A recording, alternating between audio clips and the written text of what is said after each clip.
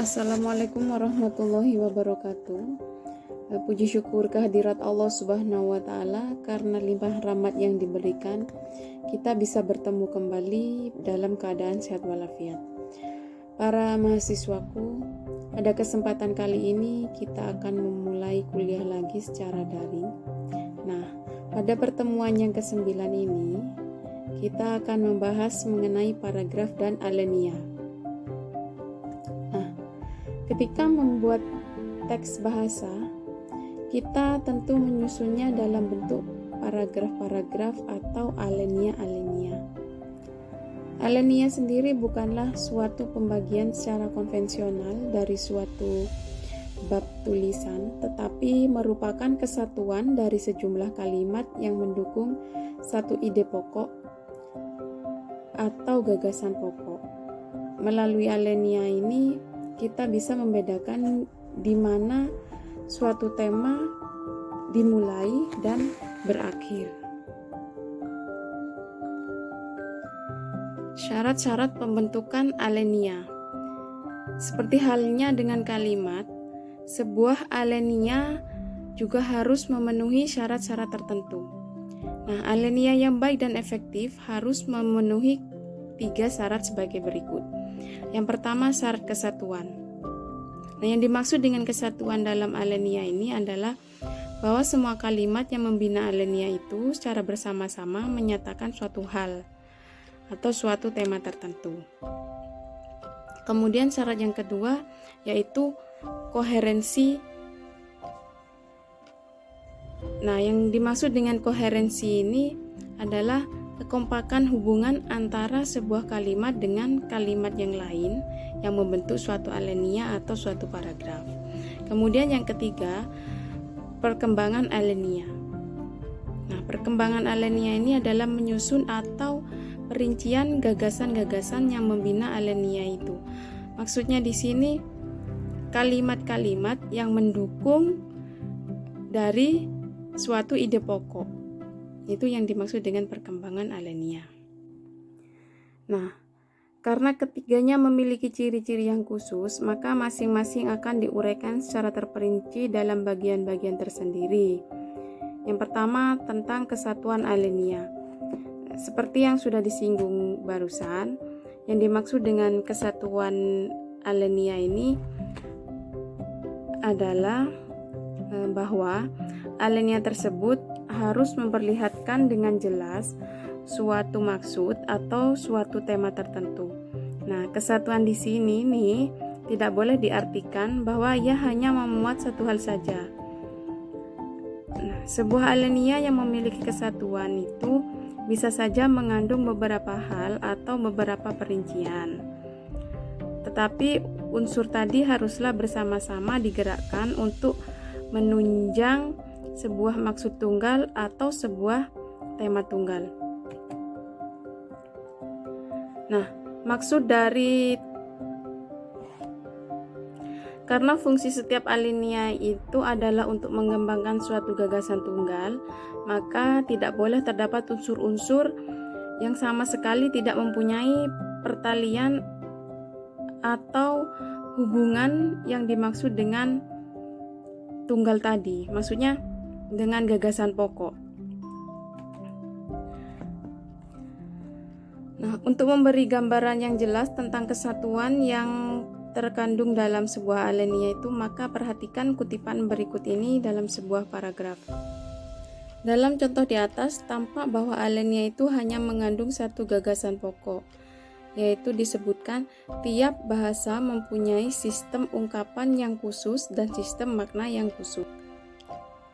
Gagasan itu kemudian dirinci atau dikembangkan lebih jauh dengan kalimat-kalimat pendukung berikutnya. Nah, rincian itu disusun sedemikian rupa sehingga hubungan antara satu kalimat dengan kalimat yang lain itu merupakan kesatuan yang bulat untuk memerinci gagasan utama tadi.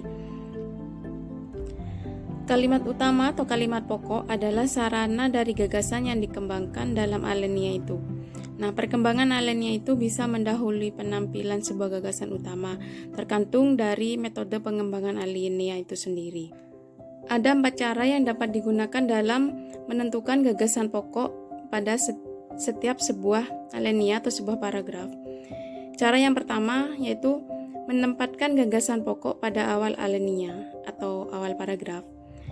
Nah, alinea yang gagasan pokoknya ada di awal ini disebut alinea deduktif atau paragraf deduktif.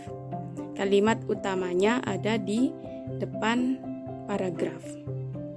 Kemudian cara kedua adalah menempatkan gagasan pokok di akhir alinea atau di akhir paragraf, sehingga merupakan sebuah kesimpulan dari isi alinea tersebut. Nah, alinea yang semacam ini disebut dengan alinea induktif atau paragraf induktif. Nah, kalimat yang diletakkan sebelum gagasan pokok merupakan sebuah rincian atau penjabaran dari gagasan pokok yang disampaikan di akhir paragraf. Cara yang ketiga adalah menempatkan gagasan pokok pada awal, kemudian diulangi lagi pada akhir alinea. Nah, yang semacam ini disebut dengan alinea deduktif induktif atau paragraf deduktif induktif. Kenapa? Kalimat rincian atau kalimat penjelasan ada di awal atau di akhir alinea. Cara yang keempat adalah menempatkan gagasan pokok pada seluruh bagian alinea. Jadi, kalimat-kalimat yang terdapat dalam paragraf tersebut seluruhnya merupakan satu gagasan pokok. Nah, paragraf yang semacam ini disebut dengan paragraf deskriptif naratif. Karena pada umumnya terdapat pada karangan yang bersifat naratif deskriptif. Jadi, dalam tulisan-tulisan yang baik terdapat 4 cara untuk menempatkan sebuah kalimat topik atau kalimat utama. Kemudian perhatikan contoh paragraf deduktif berikut ini. Kutipan di atas memperlihatkan bahwa kalimat pertama merupakan kalimat topik yang mengandung gagasan pokok, yang dikatakan bahwa pembelajaran dewasa ini menghadapi 2 tantangan. Nah, kalimat-kalimat selanjutnya itu hanya merupakan perincian atau penjelasan lebih lanjut dari gagasan pokok tersebut. Kemudian untuk menyusun uraian-uraian yang terperinci, kalimat-kalimat lain dalam alinea tersebut harus dipusatkan untuk memperjelas ide atau gagasan sentral tadi.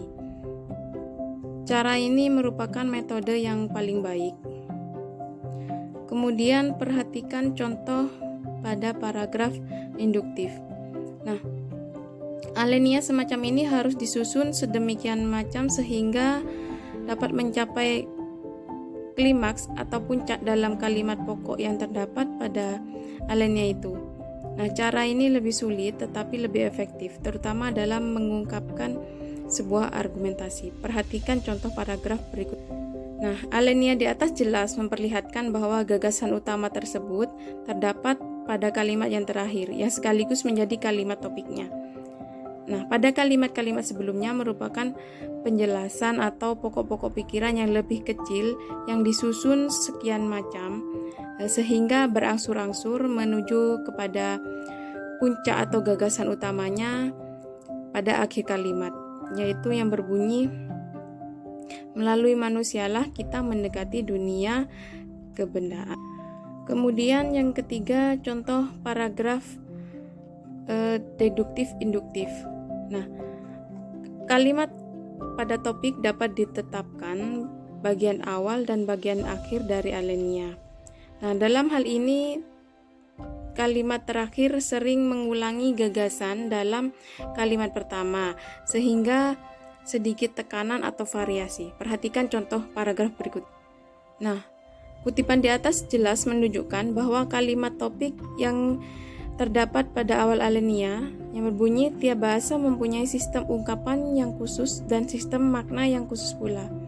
Diulang kembali pada alinea itu, alinea terakhir maksudnya, tetapi dengan sedikit perubahan, yaitu tiap bahasa mempunyai sistem fonologi, sistem gramatikal, serta pola sematik yang khusus. Apa yang dimaksud sistem ungkapan pada kalimat pertama sama artinya dengan sistem fonologi dan sistem gramatikal pada kalimat akhir. Sedangkan sistem makna pada kalimat pertama sama artinya dengan sematik pada kalimat terakhir dari alinea tersebut. Kemudian contoh paragraf deskriptif naratif. Kalimat topik atau kalimat utama dapat juga termuat dalam seluruh alinea atau seluruh paragraf. Nah, dalam hal ini tidak terdapat kalimat yang khusus yang menjadi kalimat topiknya. Nah, alinea semacam ini biasanya dijumpai dalam urean-urean yang bersifat deskriptif atau naratif. Maksudnya suatu paragraf yang menceritakan seperti pengalaman pribadi atau cerita-cerita pribadi, cerita rakyat, seperti itu. Perhatikan contoh paragraf berikut ini. Sulit sekali untuk mencari sebuah kalimat topik dalam alinea di atas karena seluruh kalimat dalam paragraf tersebut berisi gagasan utama. Tidak ada kalimat yang lebih penting dari yang lain. Semuanya sama penting dan bersama-sama membentuk kesatuan dari alinea tersebut. Begitulah contoh alinea deskriptif naratif karena memang pada umumnya isinya bersifat deskriptif atau naratif. Akhirnya perlu dikemukakan sekali lagi bahwa tujuan dari kalimat-kalimat topik atau kalimat pokok adalah untuk menuntun para pembaca menelusuri seluruh alinea itu. Nah, pembaca memerlukan petunjuk-petunjuk bagaimana gagasan itu terbentuk, serta bagaimana detail-detail atau bagian-bagian perinciannya harus disusun. Nah, detail-detail atau perincian itu merupakan ide-ide tambahan atau gagasan bawahan dari gagasan utama yang terdapat dalam sebuah kalimat utama. Kemudian yang terakhir kita bahas mengenai koherensi alinea. Nah, syarat kedua yang harus dipenuhi oleh sebuah alinea itu adalah bahwa alinea itu harus mengandung koherensi atau kepaduan yang baik. Kepaduan yang baik itu terjadi apabila hubungan timbal balik antara kalimat-kalimat yang membina alinea itu baik, wajar dan mudah dipahami tanpa kesulitan. Nah, pembaca dengan mudah mengikuti jalan pikiran penulis tanpa merasa bahwa ada sebuah penghambat atau semacam jurang yang memisahkan sebuah kalimat dari kalimat yang lainnya. Nah, jika sebuah alinea atau sebuah paragraf tidak mempunyai kepaduan ini, maka tampaknya seolah-olah pembaca itu hanya menghadapi suatu kelompok kalimat yang masing-masing berdiri lepas dari yang lain, masing-masing dengan gagasannya sendiri, bukan suatu uraian yang integral, maksudnya bukan suatu uraian yang bersatu. Nah, pendeknya sebuah alinea yang tidak memiliki kepaduan yang baik akan menghadapkan pembaca dengan loncatan-loncatan pikiran yang membingungkan, menghadapkan pembaca dengan urutan-urutan waktu dan fakta yang tidak teratur, atau pengembangan gagasan utamanya dengan perincian-perincian yang tidak lagi berorientasi kepada pokok utama tadi. Nah, perhatikan contoh paragraf berikut ini. Kutipan di atas memperlihatkan bahwa kepaduan antar kalimat yang membina kedua alinea itu baik dan kompak. Di samping terdapat kesatuan yang jelas, nah kepaduan atau koherensi lebih ditekankan pada hubungan antar kalimat, yaitu apakah transisi dari sebuah kalimat ke kalimat yang lain itu berjalan lancar atau tidak. Nah, untuk memperoleh kepaduan yang baik dan mesra antara kalimat-kalimat dalam sebuah alinea, maka harus diperhatikan dua syarat, yaitu yang pertama masalah keabsahan, yang kedua perincian dan urutan isi alinea itu. Demikian penjelasan yang dapat saya sampaikan, kurang lebihnya saya mohon maaf. Wassalamualaikum warahmatullahi wabarakatuh.